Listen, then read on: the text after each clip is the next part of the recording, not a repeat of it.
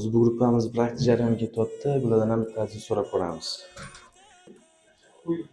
Assalomu alaykum. Assalomu alaykum. Praktika jarayonimiz haqida fikringiz qanaqa? Praktika bizga juda qiziq o'tyapti.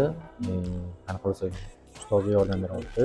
Shunchaki biza tushunmaganimizni tushuntirib, hammasini yordam berishyapti. Bizga qiziq. Manga o'zi qiziq o'tyapti. Mavzularni o'zi tushunyapsizmi? Albatta, mavzularni tushunaman. Tushunmaganimni ustozim mukammal darajada tushuntirib beryapti.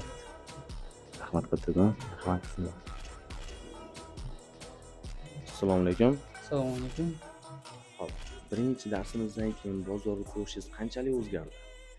Hop, kecha birinchi dars o'tildi. Birinchi darsdan keyin bozorni ko'rishimiz ancha yaxshilandi.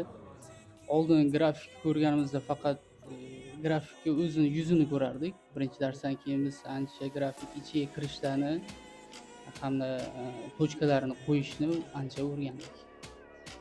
Hozircha yaxshi, mentorlar biz bilan ancha yaxshi shug'ullanishyapti. Tushunmagan joylarimizni hammasini tushuntirib yaxshi ketyapmiz. Rahmat kattadan.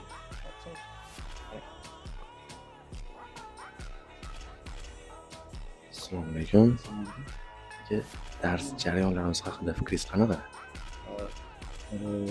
Shu fikrim musulmonchilikni boshlagandan beri darslar hammasi tushunarli, joyida tushuntirishyapti va ikkinchi tarafi, misol uchun ertaga stressaga o'tadigan bo'lsak, yoqqan taraf menga 24 ga 7 bizga mentor berishar ekan. Kim misol uchun qanaqa savoli bo'lsa, o'shalarga javob berib, tushunarli qilib o'rgatishar ekan. Bugungi mavzuni yaxshi tushundingizmi?